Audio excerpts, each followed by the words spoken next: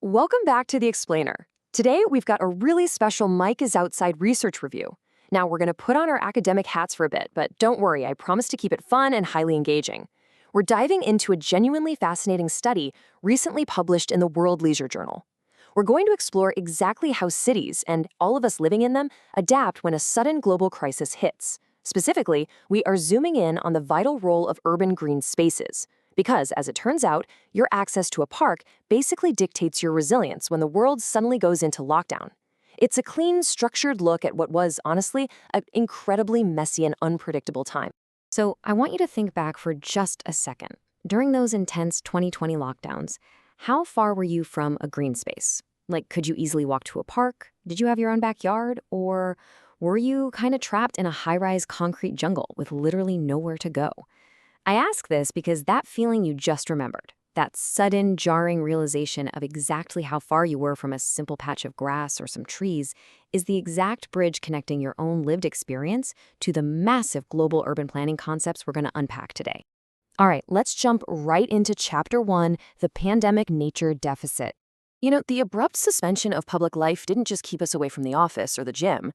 It fundamentally severed our everyday interaction with the natural world. We went through what environmental psychologists call nature deficit disorder.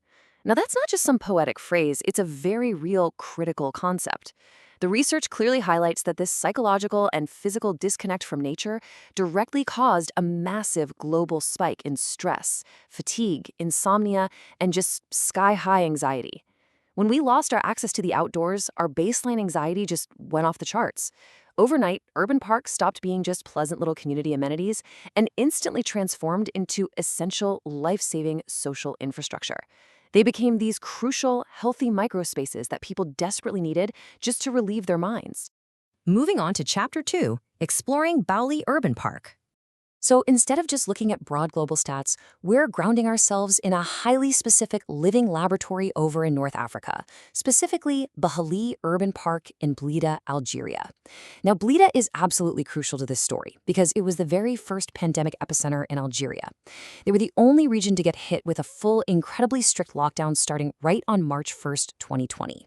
Public transport was completely suspended, schools shut down, strict curfews were enforced, and because inter-urban travel was totally banned, Bahli Park became the one and only accessible green space for the entire local population during the absolute darkest days of the crisis.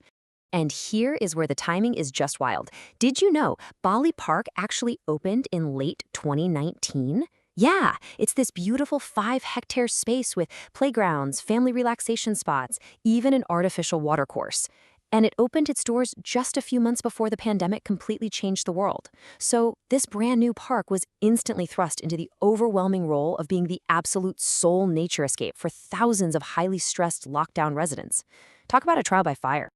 Okay, Chapter 3, How Visitations Changed. So, how did researchers figure out what people were actually doing across the different waves of the crisis? Well, they didn't just rely on remote smartphone mobility data. They actually got boots on the ground with a fascinating qualitative approach. They used ecospatial methodology checklists to physically observe things like practicality, attractiveness, nuisances, and social distancing behaviors right there in the park.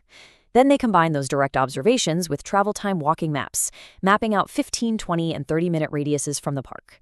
This created a super nuanced, hyper-localized picture of how people were actually interacting with the space.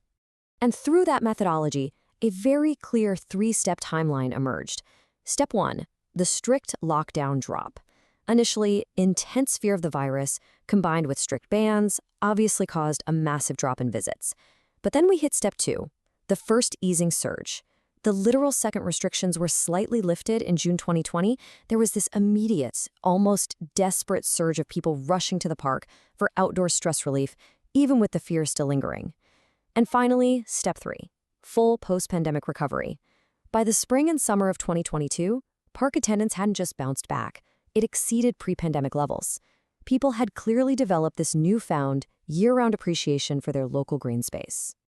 But, you know, it wasn't just when people went to the park that changed. It was how they got there. Let's look at Chapter 4, Walkability and Park Access.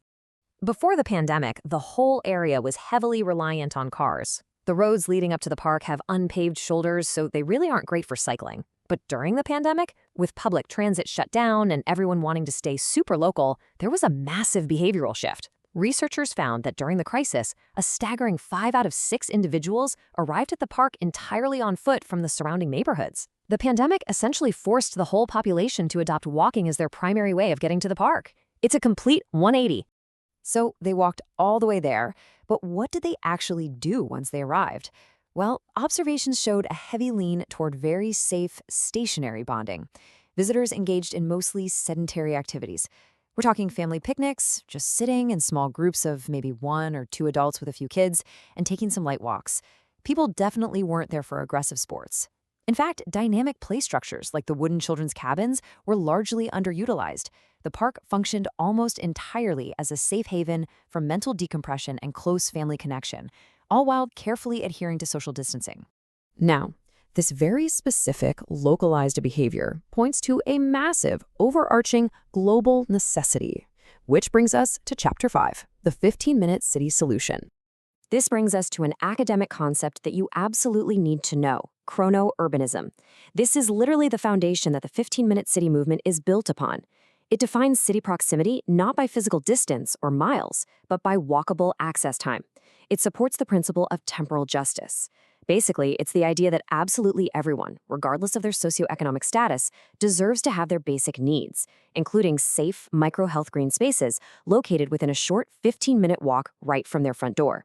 Bahli Park proved without a shadow of a doubt that when a crisis hits, local, highly walkable green infrastructure is your city's single best defense against a total mental health collapse. So, how do we make sure our cities are actually resilient? The researchers laid out some incredibly concrete recommendations that city planners everywhere should adopt right now. First up, to safely manage overcrowding during a crisis or even just peak seasons, parks need regional websites for online booking and time slots.